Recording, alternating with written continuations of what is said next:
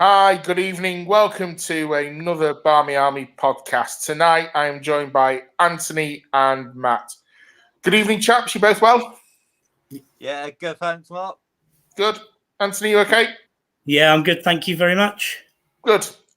Tonight we will be talking about the game against Everton on Sunday. We'll also try and have a little chat about Reading this coming Sunday and also news from around the club. And in fact, that's where we're going to start. We're going to start with the news that Kirsty Hansen has signed a long-term deal. I say long-term. In the women's game, it is a long-term deal. Matt, let's start with you on this point. How happy are you that Kirsty signed at this deal? Yeah, absolutely delighted to see her sign. I think she's quite an underrated player outside of the club. I think as fans, and those who are in the club all know how good a player she is. But I think because she's not necessarily one of the sort of big names, she tends to go under the radar a bit. But outside United, but I think the fact that she signed for as long as she has, it being a 3+1 effectively, as we were saying just before we went on air, it's very unusual in the women's game for players to sign a deal of that kind of length. So I think that speaks volumes of how highly Casey rates her and how much she's a part of our plans going forward. Yeah. Just before I come to you, Anthony, evening Debs, evening John Fry and John Neville. Anthony, how happy are you with the news that Kirsty signed? Oh, yeah, I'm really happy. I think it's great. Like Matt said, it shows that Casey likes what she's seeing. I think in the last couple of years, even since the championship season, it shows how much she's come on. Sometimes she can be in the right place at the right time, like against City. Sometimes we struggle to be in the right place at the right time quite a bit. But and now she's going to work hard, and you know what you get with her. Yeah, I completely agree. And the one thing that we all said kind of off camera before we went live is how young she still is. Anthony, you thought she was older than she actually is. And I think we've not even got anywhere near the best of seeing what she can do yet. And hopefully with this deal, it will start a spark of other players signing long-term deals with us as well. Evening Jake, evening Karen. Jake's said, hi guys, delighted with Kirsty's new deal. 3 more years and then an option for more. Casey sees how special she is. Yeah, you said that. Both of you have said that, and I completely agree. She's one of my favourite players, and I agree with what you said, Anthony, that she goes under the radar. Not a lot of people, Matt, a lot of people see her from outside the club. John Fry says, yeah, great deal for Kirsty. We can see the improvement in her this season. Can you see more players now signing long-term deals, Anthony? Yeah, potentially I can. I'm not sure. Has Tony signed a new deal? Did she sign a new deal? But I think she signed a 1+1 last season. I think. Oh, okay. But potentially, you could see players like Tony sign a longer deal. You got Millie. I don't know how long Bath Una's deal is, but people like her, I can see them signing 2-3 year with another a year as an option. Yeah, the lovely option that United had onto all deals. Matt, go on. Sorry. I said, if Casey sees that they're working hard and they're improving in that, and she's happy with what she sees with them, and she thinks they're good enough to go to the next level, then why not? Yeah. Just before I come to you, Matt, good evening, Max. Evening, Fiona. And Fiona said, just to clarify, Tooney's until 2022. So we've got it till next season. Jake has said, obviously, plus an option. Jake has said, Kirsty needs to be the trendsetter. More new contracts, please. I want to see more key players tied down. And actually, Matt, I'll come to you on that point because last season, obviously, the season was curtailed because of COVID, and it didn't finish probably the way we expected it to because of what happened in the world. And then obviously players only signed an extension instead of a new contract. Can you see more players tying themselves down long term with where we currently are?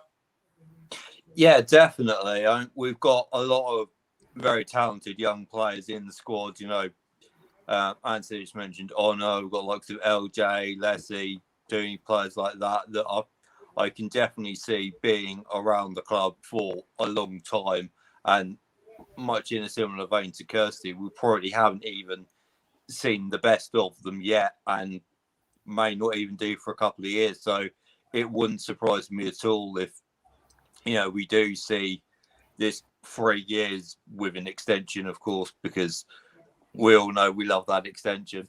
Always becoming the norm almost. And I think, to be honest, it would be good to see it become the norm in the women's game as a whole. Yeah, and that's actually a point I was going to make. Long-term deals in the WSL are very few and far between. Evening, Stacey. In fact, I could have just got Anthony to say that for us. They are very few and far between. I think Beth England signed a long-term deal in the summer, but other than that, they're all, like we've said, 1 or maybe 2 years. So yeah, it needs to. I think it needs to get more long-term deals. Right, let's change tack. Let's get to the game on Sunday. It was an important game. I'm going to ask you. I want to start it off with a question to you both. The fixtures obviously got muddled around a bit with obviously what happened at the beginning of January with Everton. So we should have done Everton, Chelsea, Birmingham, but instead it went Chelsea, Birmingham, Everton. If I would have offered either of you 6 points at the beginning of January, would either of you taken the 6 points? Matt, let's start with you on this one. Absolutely, yeah. I think Chelsea away was always going to be probably the hardest game we'll play all season. You know, the unbeaten run that they're on speaks for itself. I mean, it's just gone 2 years since they last lost a league game. So, at the start of the season back in September, we considered it a very good result to get a draw against them, at home. So I think if we had been able to get anything out of that game, I'd have seen that as a bonus, in all honesty.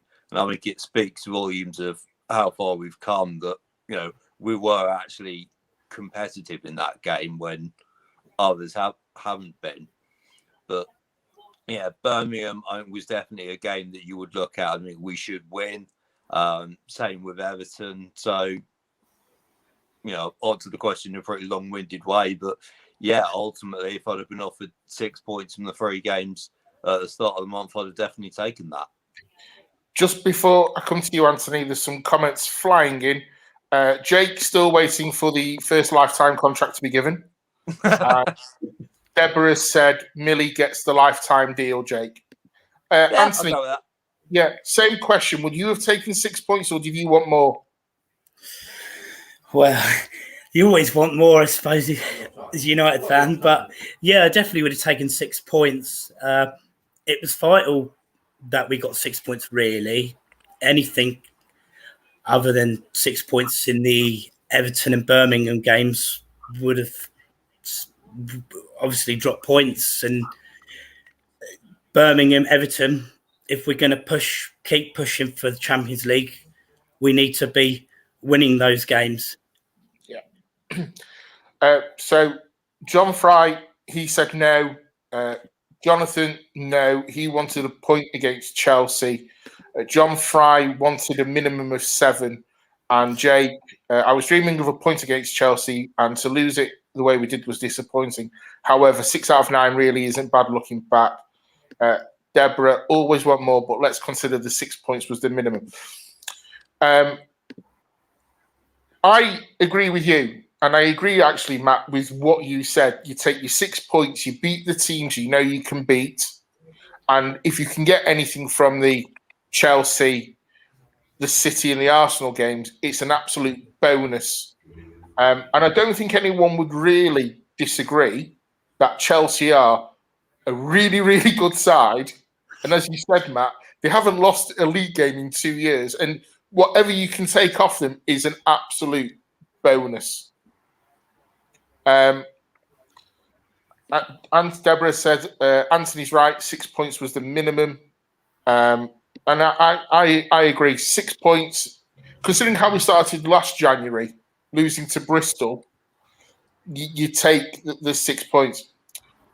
The game itself, now, as everyone is aware, usually on these podcasts, we always talk about Leah, Millie, Tobin or Kristen or Jackie. Tonight, I want to talk about a player who's kind of gone under the radar a little bit. I want to talk a little bit about Kirsty Smith because she has gone under the radar. No one mentions her in passing. She just comes on the pitch and does a job. How important has she been to us this season, Anthony? She's been very important. Obviously, Martha's not been in the picture, and when she did come back, she picked up that rib injury. Obviously, we know Amy Turner can play there, but Amy's been playing brilliant centre-back, and obviously we brought Maria in, so that will add competition. But I think that will just get even more out of Kirsty. I think because she'll want to be there. She'll think, Maria's come in, I need to make sure my performance levels remain high so I can keep that position as my own. She's definitely, like you said, one of them players that goes under the radar. Where was it? John Fry has said, agree Chelsea are the best, but we are only 3 players behind them in my eyes. 3 players, I mean, yeah, completely.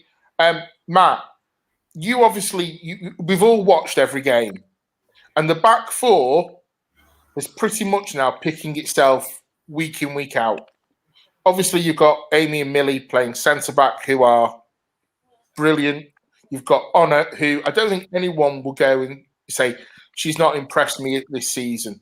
But Kirsty Smith, she, as we've said, she goes under the radar. She can play left or right. How important is she right now to the way we're playing the way we're playing? Yeah, I think she's definitely important.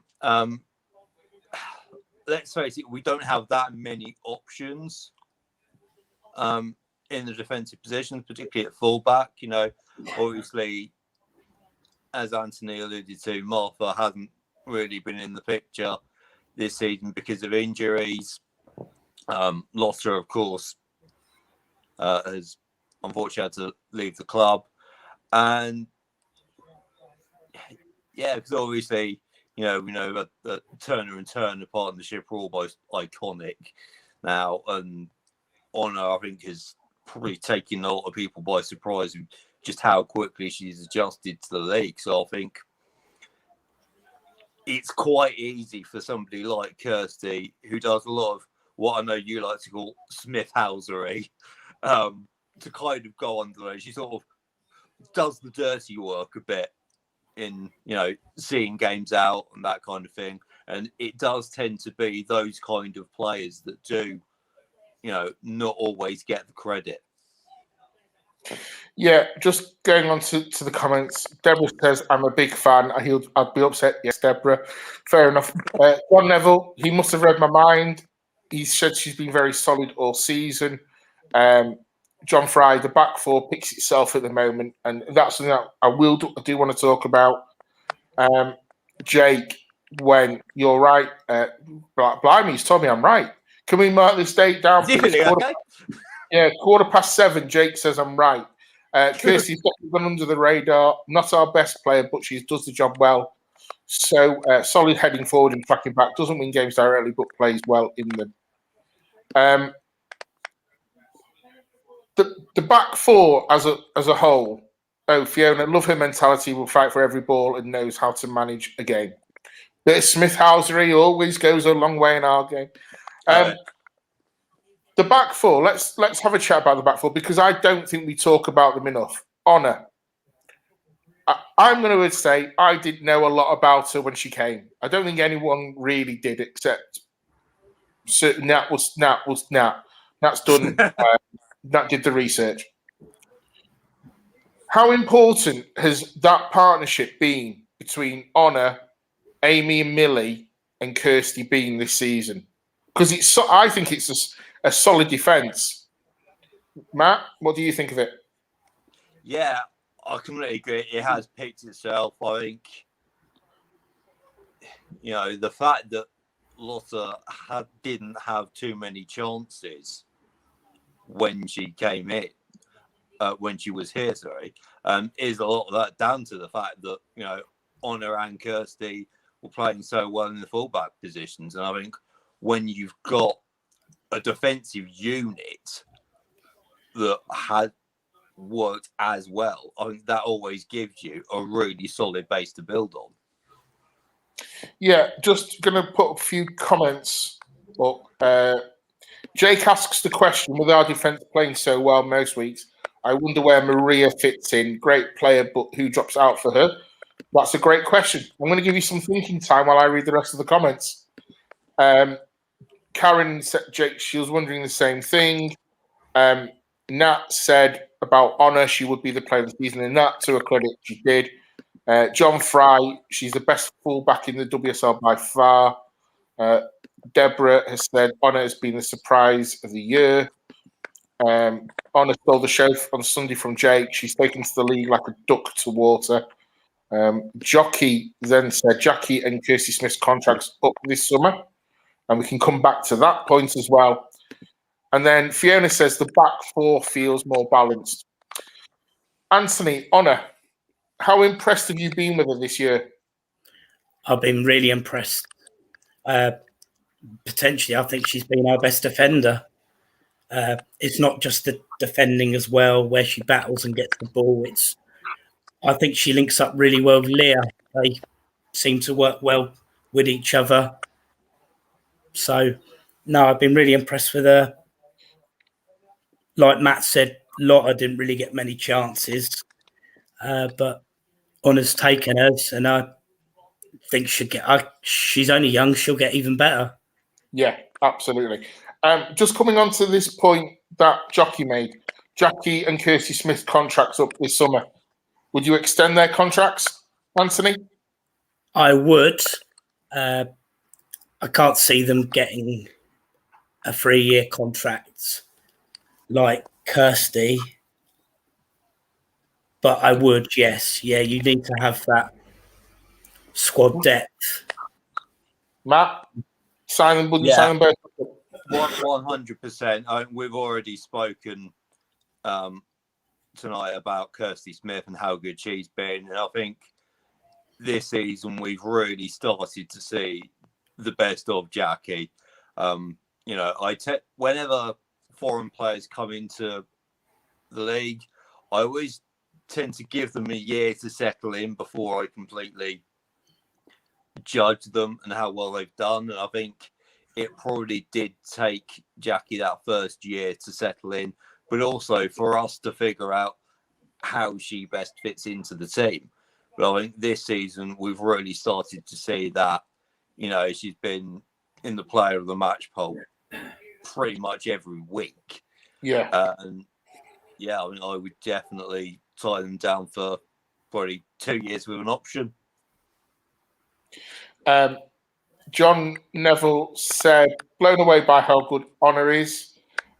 Jockey then went on to say Honor is awesome. Think she signed end of next season with an option for another year. John Fry said, just sign them up. Nat says Jackie should get a 5-year contract. You know what? I can't disagree with that. And Jockey says, yeah, keep Kirsty for another season. She's a good player. Just lacks a bit of pace for me. I think Jake would probably agree as well to sign Jackie on to a longer year, a longer contract. Right. Oh, hang on. Just talking of which, here he is on the note of Jackie. Can I give a player of the match ahead of this Sunday thing? Right. It's noted down, Jake. It's done. Right. Let's talk about the game. So the back four was our stable back four there was a bit of a curveball I felt thrown in with Katie Zellum starting. Obviously, Matt, you've now got a smile on your face because you are a massive Katie Zellum fan. You don't hide it. You wear it on. I don't know what makes you say that, Mark. You've changed your profile picture. That's what makes me surprised. How surprised were you, Matt, that Zelly started? Not very, to be honest. I think what I will say about Katie is I think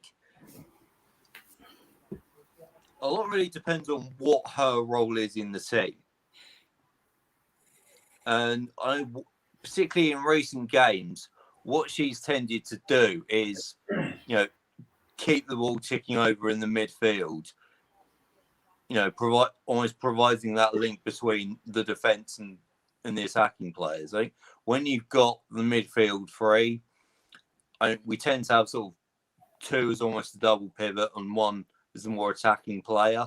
And I think people might not necessarily appreciate that at the moment, Katie is not in the team to be that attacking player. I think that role seems to be going to Jackie at the moment.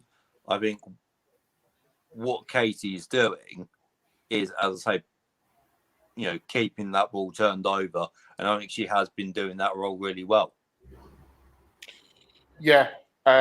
Anthony, so ahead of when we had Tooney on the right, I don't know whether I like her on the right. Do you like her on the right, or do you prefer Tooney going through the middle?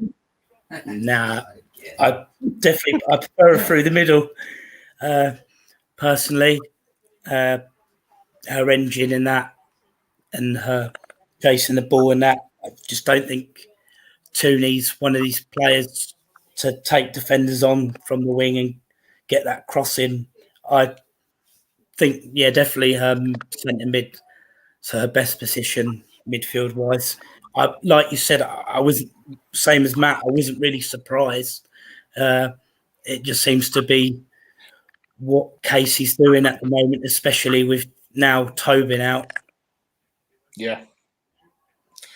And ahead of that, we had Kristen Press. We'll talk about Kristen in a minute. The start of the game, nothing really happened for the first 3 or 4 minutes. It was they were kind of putting us under pressure a little bit, but they weren't making anything of it. And then we got the goal from Tooney. Just before we talk about the goal, I want to put some comments up. Jonathan says very professional performance, completely nullified them, and that's the point I do want to talk about. John goes to make the point that Katie seems to like Hayley and Katie together recently.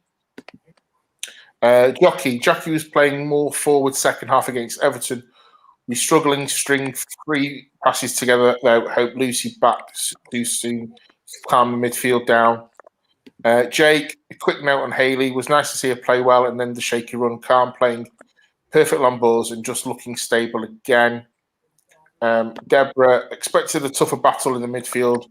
Thought Everton were weak, and don't get me started on Jill Elbow Scott. We will talk about that. John Fry, and she can't drop Tooney. Tooney is to play on the right, but Jackie's best position is number 10. Not in my eyes, to be honest. Tooney number 10, Kirsty on the right. John right, Jackie sitting in the midfield. So we get the goal.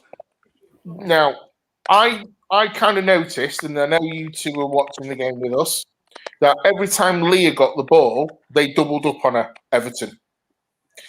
And Tooney was kind of left free on the right because they obviously pushed over to Leah. Can you see that becoming a tactic for most teams to double up on Leah, Anthony? Yeah, I can, especially the so-called weaker teams in the league. It's just, other than that, Leah definitely had one of her quieter games. So most of the time, it was actually effective. They played her out of the game to a certain extent. Yeah. Matt, Leah is obviously one of our more dangerous players. I'm not saying she's more dangerous than any of the others. Can you see teams like Everton, like I've just asked, Everton man marking her out of the game, but then that kind of works to our advantage, surely, because on Sunday, Hayley, as Jake said, Hayley Ladd was getting forward a lot. Zelly was getting forward a lot. Jackie at one point was further was our centre forward while Kristen had dropped deep. Can you see that working to our advantage? Yeah, definitely. I can definitely understand why Everton doubled up on Leah. You know, I think we were all at the game last season. Last game we were actually out, and Leah absolutely ran the show. First half particularly, and you know, she has been, for my money, our best player so far this season. Yeah. So I think it's understandable that teams would look at her and think, right, she's their biggest threat. So the first thing we need to do is make sure that we nullify her. But you know, she's not, as you said, our only attacking outlet. So you know, the more attention that teams are playing to Leah, that does leave space open for other teams. So it's a bit of a double-edged sword, really. You know, I can see why they do it, and you know, if I was an opposition manager, I would probably do it myself. But you know, the flip side of that is it does perhaps leave space on the other side of the pitch for us to exploit. Yeah, just going to throw a few comments on. Jake, the only way to stop Leah is to stick 2 on her. John Fry, agree, Jake, but that makes one of our players free to get space, which is what we've just been talking about. And Jonathan says Leah will be marked out for games by teams lower down. On Sunday, after we got the first goal, as I said, it was easy to see. You know, all the players were getting forward. Hayley Ladd was running into the box. Jackie, I mean, we can't really talk about the Jackie moment because I was off my seat. I thought she scored and she skied it. What needs to happen for Jackie to score this goal, Anthony, in your opinion? It's a difficult one, really. Maybe take a penalty. Maybe. No, I think she'll eventually get one. Might be a mistake from the keeper or something. Pounces off the shot. Mm. We waited ages for. I know Kirsty Smith's a defender, but she was our last player to score a goal, and she eventually got one. Yeah. Jake's come up with a solution. Just in case anyone's wondering, we're just going to glue her to the goal line. But John Fry actually does come up with a more sensible option, which is shoot more.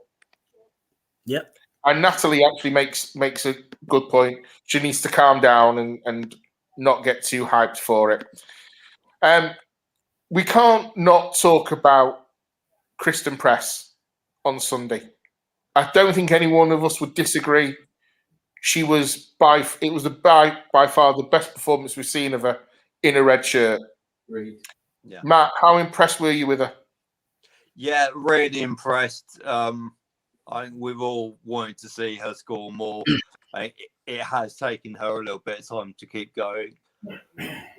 But yeah, I think her work rate was fantastic. You know, after Tooney got the opener, I think it was only 2 or 3 minutes after that Kristen had a really good chance herself. Was probably unlucky not to score. And, you know, considering the lack of goals that she has had, I think it would have been quite easy for her to get disheartened by that. But, you know, she kept going. You know, she could have easily had 2 or 3 herself. So, yeah, it was great to see her get the goal. I think you could see from the celebrations afterwards what it meant to her and how happy her teammates were for her. So hopefully now, you know, she can get a run of games and, you know, go on a decent scoring run and really get kick-started. Yeah.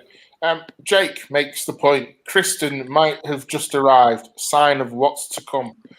Anthony, Kristen Press. How how? I mean, obviously in the fan cams, you said Honor was your player of the match, but you voted for Kristen on the Army poll. You mean Aston? Yeah, you got the best of both. You got the best of both worlds. Then you know. How impressed were you with Kristen Press on Sunday? Oh yeah, I was very impressed with her. Like Matt said, she's had to be patient with her game time. I don't think she adapted as quick as Tobin, but Sunday was her far best game. She got into positions, was shooting, was getting the ball off. And no, I definitely reckon there's more to come. I've seen them highlights with her playing in the USA and that, and them cracking goals she scores and that. I think we're yet to see that, but I think that will come. Mm-hmm. John Fry makes the point. Her movement for her goal was world class, and I completely agree. Obviously, she's been called up for the She Believes Cup. Is she going to be a bit of a loss, knowing the form she's currently could be hitting right now for us, Anthony? Are we going to lose her for games? Are we? Well, she's going for She Believes. I was when I asked about Man City, Ian said the American girls get to go Friday, so I was led to believe that would mean she would be there for City and then fly. Yeah, and then she goes. But does she miss the other side? I think so. You know what? I need Ian to come and bail us out of this one. Yeah, but obviously she will be a loss if we do lose her. But I'm not. Hopefully, Russo might be near a comeback, which would be great. Yeah. Matt, let's talk about the goal that Kristen scored, because as you rightly said, she should have scored a couple before it. As John Fry said, her movement for her goal was world class. So, where is her best position? Kristen's. I think through the middle for me. Okay. So, because Leslie Russo is running again, we don't know when she's going to come back. And when she's fully fit and able to start, does Leslie start up front or Kristen on the right? You see, this is part of the. You know, I've got to throw these questions in. Yeah. What do you think? I'm glad it's Casey that's being paid to make decisions like that, not me. And that's a great answer. That's a manager's answer there. I think, but for me, at the start of the season, you know, Leslie was up there with Honor in terms of instant impact. I think she was absolutely fantastic. Absolutely gutted for her that she got the injury when she did. You know, it's great to see that she's, you know, back in some sort of training. Hopefully she'll be back. Yeah. You know, fairly soon. Yeah, I think that is going to be such a hard decision. Yeah. John Fry, sorry, Matt, but John Fry says play her alongside, play them together up front, play as a team. It's an interesting option. Karen makes the point. I think this is the beginning of what everyone has wanted to see from Press. And that clears it up for us, Anthony. She believes it's during the international window, misses nothing, bubble to bubble. That's what I did think. I did think that. And Fiona just goes, got a week and a half between She Believes and our next league game. Right, we've got to talk about it. The referee. We can't not. There was obviously a little bit of angst going in with the ref on Sunday.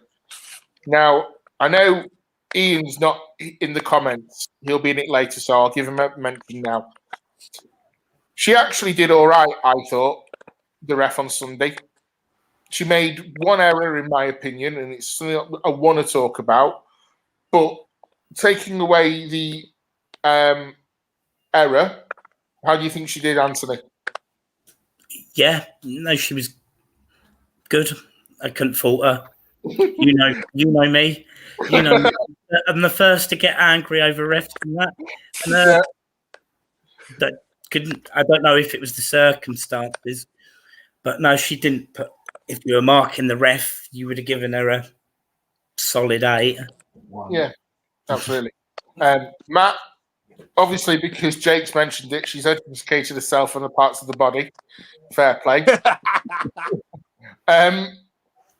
Was she all right with you? The ref, apart from absolutely. I mean, we all remember, what happened the last time she refereed us. I remember so clearly being in the ground when that happened. I had to calm Anthony down before the stewards kicked him out. No. He was that annoyed about it. And I think we all were, to be fair. So when we saw that she was going to be the referee for this game, I think we all had a sense of dread in our stomachs. But yeah, aside from, as I mentioned on the fan cams on Sunday, aside from perhaps one or two things that she let slide, certainly much, much better than we originally feared. Yeah, we can't. We'll have to talk about it. Jill Scott, the elbow. She was already on a booking. She didn't even give a foul for the elbow. That's a pretty big mistake to make, really, isn't it? Matt? Yeah. Was it? So hang on, was it? So if you were the ref, would you have given her a second yellow, or would you just sent a straight red for it? And Anthony can have the same question. Well, I think, to be honest, there's a case for just giving her a straight red. Obviously, she should have gone for that. To do something like that when you're already on a yellow, I think even the most ardent of Everton fans would struggle to justify not sending her off for that when she's already on a yellow card. But even if she hadn't have been, then I think that should have been a straight red, plain and simple. Anthony? I have to admit, I can't remember seeing the elbow. Okay. But if it was intent, then yeah, it's definitely a red card. Yeah. So Jonathan says she thought she was one of the better refs. Karen says it's a red card. Evening Tash.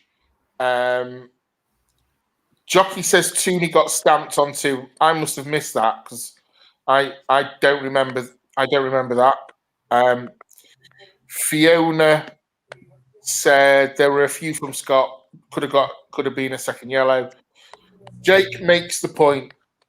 Can't be sending off an England legend on her return to Everton, can we? Clearly not. John says elbow must be a straight red. And then John makes the point, like the Brighton player, straight red for stamping. I didn't see the stamp. I might have to rewatch the game again. Oh, shucks. The game as a whole, I know we're going backwards and forwards. The game as a whole, for game of two halves, and I don't mean Everton puts under any serious pressure. First half, I thought we showed a lot of attacking content. We were happy. We were content. We were great on the ball. We were zipping it around. Anthony, how impressed were you with that first half performance on Sunday? I was very impressed. Probably one of our best halves this season, if not the best. Controlled the ball, had opportunities. I can't really remember Everton. When we did give the ball away, we were quick to get the ball back. And Everton, I can't remember if they had a shot, a couple of crosses that Mary dealt with well. But the girls stopped them from having chances. The back four, at times in the season, we know they can get caught. And I don't really remember them getting behind us. Yeah, and that's a point I want to come on to Matt. Best first half you've seen this season? I think so. Yeah, it was definitely up there. Yeah, I think there was one crossing that Everton had that Mary dealt with really well, and I think that was dribbled out of play for a goal kick anyway. And that was the biggest threat they had in that half. And yeah, I said on the fan cams, our opening goal was the first time that either side really had a meaningful chance in the game. But from there, we were in complete control right up until half time. Yeah, just going to go through a few comments. Nat says Jill Scott should have been sent off in the first half. Everton are all hot air. Jonathan then says it's tough as if ref doesn't see it. There isn't any VAR cameras anywhere. Deborah, Everton are flat track bullies who had an easy start to the season, which made people think they are better than they are. Jockey said, just glad we beat them, was a bit worried. Them got all players and new signings. Good evening, Vincent. John Fry, second half Everton played with the wind, but Amy and Millie won everything in the air from their long balls, and that was their tactics, and it benefited us. The second half, as I said, was a different game. Everton changed the tactics around a little bit, but even with their change of tactics, they never got in behind us. There was a Jill Scott shot that Mary made a really good save from, but that was it. Anthony, how good of a save was that for you from Mary? Oh, it was a great save to get down low. Like we said, Mary hadn't had much to do, so she had to be alert. Yeah. So it's definitely good. Yeah, John, I want to go back to the point that John made, that they put everything in the air and it benefited us. Because Amy and Millie are comfortable in the air. Matt, were you surprised with their tactics in the second half? Everton. Yeah, I don't really know what to expect.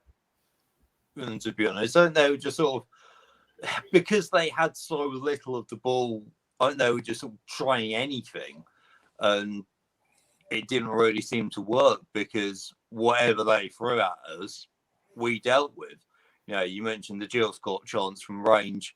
I mean, that was the only time they had real clear sighted goals. So, yeah, it was just a kind of desperation to try anything they could to try and actually work Mary. Yeah. Go on, Anthony. I would have liked to have seen their first half possession to the second half possession, because I had a look at the stats and Everton actually had more of the ball than us during the game. They did. If you talk amongst yourselves for a minute, I'll find it for you. No, I won't. I can do it. I can multitask. I can do all these things. They had 59% in the whole game. Nat makes a point. Everton were supposed to be a bigger team, and she's still waiting for this to come. Mary made that save for the cameras. Do you really think so, or was it, a really good shot? Was it a TV save, or was it a really good as a save? Don't know what I'm saying. But Anthony, let's go back and the possession stats. Yeah. The possession was Everton had like 58% possession of the ball. It clearly didn't look that way to us. I thought it was a 50-50 game. When you saw that, were you actually surprised? Yeah, I was. I was very surprised. Like we've said, with us being so comfortable, and normally in games, there's a couple of moments where your heart's like beats out and you're like, oh, don't score here. But there was none of that. I didn't feel they were going to score at any time. And like I said, with the defence, they didn't get caught out. They just dealt with everything. They weren't up so high and didn't get caught out like we've seen in Chelsea, a different quality. They did it 2 or 3 times, but even teams like Bristol City and that, even they managed to catch us out a couple of times. Yeah, just going to go through a few of the comments. Karen says, so glad to see such a great first half performance. Way better than seeing second half FC and getting nervous about end of game. Completely. Vince, Deborah says Anthony's becoming a stato. Before you know it, he'll be having spreadsheets and all the stuff. You know what, Fiona, it wasn't a great shot, but the save was needed. Absolutely. Nat says, no disrespect on Mary, but it was an easy save. Controversial, maybe. Maybe that's a bit controversial. Audie said, plus Zelly said it on her gram. I repeated it. Oh, okay. I don't know. All in all, though, it was a game of definitely 2 halves. An attacking performance in the first half and a very defensive performance in the second half. Not that, as you both said, they put us under any pressure. If Everton had scored, could you see us flipping the switch and going again, Anthony? Yeah, we could.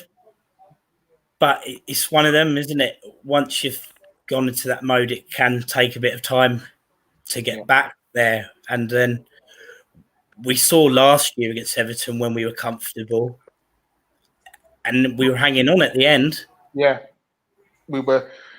Matt, all in all, it was a great game, great performance. We enjoyed it. We all had a bit of a laugh and a bit of a sing-song. Were you worried going into the game about it? Yes, I was. Because, when you say that Everton had signed players, the quality that they and the experience that they have done, and Anthony's just touched on what happened when we went there last season. When at one stage we were 3-0 up and cruising, and in the end we were clinging on at 3-2. They're one of those teams that, well, you should be able to beat them. If you're in any way sloppy or slightly off it, they can punish you. And that's one thing that I have pulled us up on a lot this season, is that a lot of the goals that we've conceded have felt like they have been, of our own making. I mean, the second goal that we scored on Sunday, ironically, was a role reversal of that. But we're like, a lot of times this season against, lesser teams than Everton, let's be honest, where, we've made mistakes at the back and we've been punished. So I was definitely concerned that could happen again, but really, really pleased to be proved wrong. Yeah, me as well. John Fry, he was worried. I want to have just not long about Hayley Ladd. It was mentioned in the comments earlier. Hayley's been looking a little bit not like she was last season. How refreshing was it for her to the way she played on Sunday, Matt? Let's go with you first on this one. Yeah, really pleased to see. Obviously, last year she was up player of the year. I don't think you'd have too many arguments about that. But yeah, I think it's fair to say that she definitely hasn't quite hit the heights that she has done. I don't think it's been to the level of her place in the team was under any great threat, but she was certainly not as good as she has been. So I think it was great to see her, get back to those levels on Sunday. And, I think, all players go through a poor run of form at some stage. And that's been the case for Hayley. And now she's been able to play through it. Yeah. Fiona says Hayley has the most assists for us in the league this season. Hayley Ladd, Anthony, how important is she to the team? Full stop. Yeah, she's one of the more important players. I think it was at the beginning of the season. I think when she's not in the team, we concede more. She's like the glue to the midfield, and with Zelly there, I think they work. You can cope without Zelly in a weird way, but if Hayley Ladd's out there, you worry a bit more. I think it was against Birmingham earlier in the season. Yeah. Hayley Ladd started on the bench, I think. Right. Yeah. Came on. I think she came on for at half time, didn't she? Yes, and then when she come on, obviously they didn't have. I know we were a lot better second half, but they didn't have a sniff second half. Yeah, correct. Deborah says, Hayley, a great little through ball for Kristen's goal. We've gone over 50 minutes and we've not. We're going to have to talk. Hold on, we're missing the highlight, the close up of Alicia Lehman. Enough said. Okay, you go and I wonder if that shot ever made it to her Instagram. By the way, Jake, you go and do the research. We'll leave that with you. John Fry says we need Hayley Ladd. Full stop. Right. Let's talk about this Sunday against Reading. And I'm going to say it before John Fry puts it into the comments. This is our most important. This is the biggest game of the season for me, Reading. For my reasons, it's a game that you just can't predict what's going to happen. Anthony, Reading, what are your thoughts going into it? I'm quite confident. To be fair, it's at Lee. When we play them at Lee, we're normally quite comfortable. Obviously, when we play them away, I'm always a bit more worried because they seem to be one of our bogey teams. But at Lee, we only played them once at Lee, or we played them twice? But we played the Reading were the first ever game in the Conti Cup in our first season, and then we've played them, didn't we? Yeah, we've played them twice at Lee altogether. Well, last time we were there, it was a comfortable game, I thought. Yeah. Matt, Sunday, Reading, different game than last Sunday against Everton? It wouldn't entirely surprise me if Sunday is fairly similar at times to what we saw in the second half against Everton. One thing I've noticed looking at Reading this season is that I think they've only won 3 times this season. So if you just look at that and you think, oh, well, they're clearly not a particularly good side, so we should be able to win quite comfortably, particularly, being at home. But out of those 13 games, they've drawn 6. So, and even in the games that they've lost, I don't think they've been particularly turned over at any point. So I think it's easy to underestimate them, but I would expect them to make it difficult for us and make us try and break them down. Yeah, Anthony. They got thrashed against Arsenal, didn't they? Was it 6? Yeah. 7? Okay, yeah. But we know what we're going to get with Reading. They're physical. Yeah. And this is the point that I was just going to come on because Deborah's made it. Reading are a physical and tough team to break down. Hard to believe we're capable, but it won't be a walk in the park. Or Jake says Reading, also known as 1-1 FC. He's getting a little bit, the physicality side of it. Can you see Casey making mass changes because of the physicality on Sunday, Matt?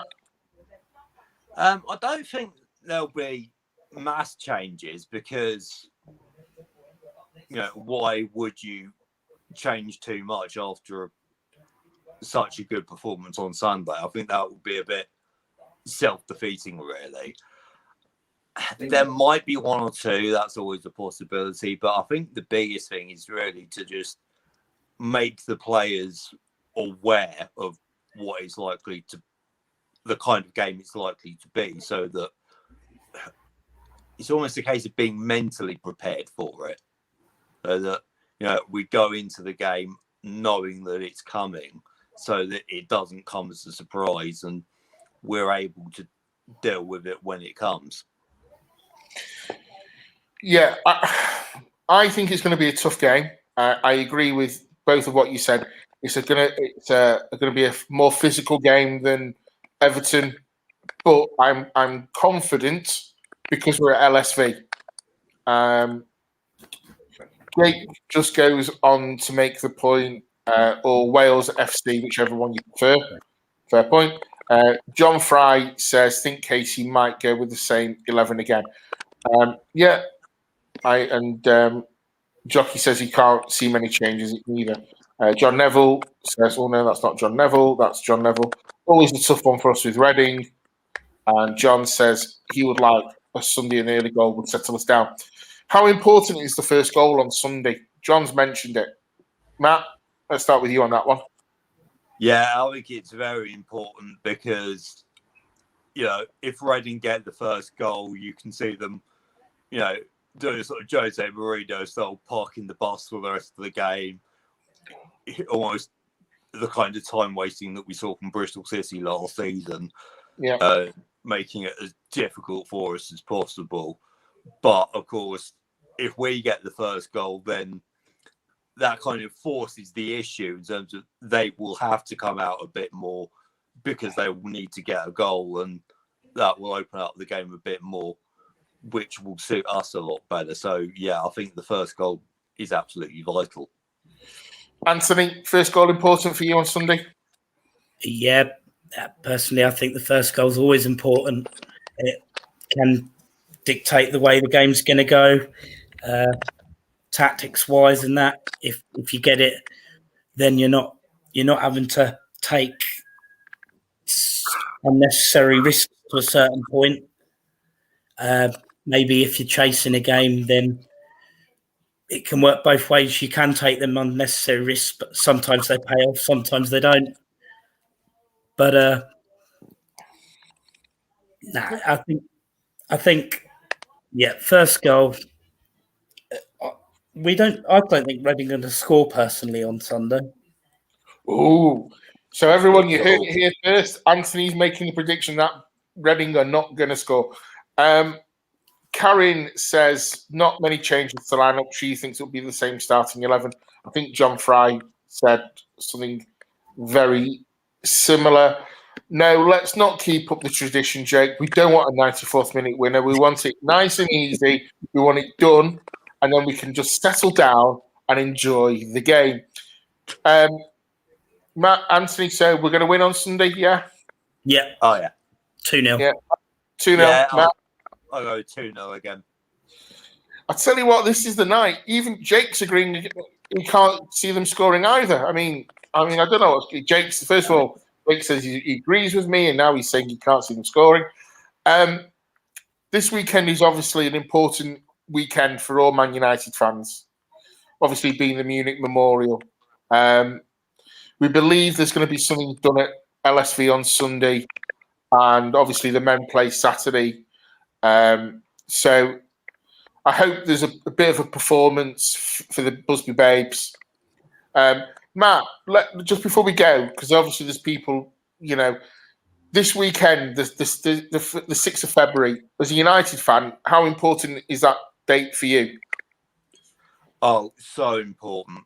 So important. I mean, I'm absolutely gutted that because of current restrictions and everything that, I'm not actually in Manchester at the moment. On the anniversary last year, it was actually the first time the anniversary had come around since I moved to Manchester. And, I think every United fan is well aware of what the Busby Babes mean to the history of this club. And, obviously Saturday is going to be a difficult day. It's going to be incredibly emotional, even though sadly, there's not going to be any fans inside Old Trafford. But I think, if ever there was anything that's going to give the players extra motivation, is that. And of course, with Ole being a former player himself, he will know all about what this weekend means. Yeah. Important weekend for you, Anthony? Yeah. I think being part of Man United, you get told about that. Well, more so to the foreign players that might not know so much about the disaster, but in the club you get told about it, and you still see it back on documentaries on TV and realise there's people I've never. How good would have Duncan Edwards have been? Absolutely. I was nowhere near being born back then, but it's crazy. It's crazy. We were building a team to dominate Europe. Yeah. In a way. Yeah, there's just a couple of comments and then we'll wrap it up for the night. Busby Waves RIP. John Fry says 3-0. Jockey says 2-0. Even Deborah's put prediction in. Second half, Steve becomes 2-0 FC.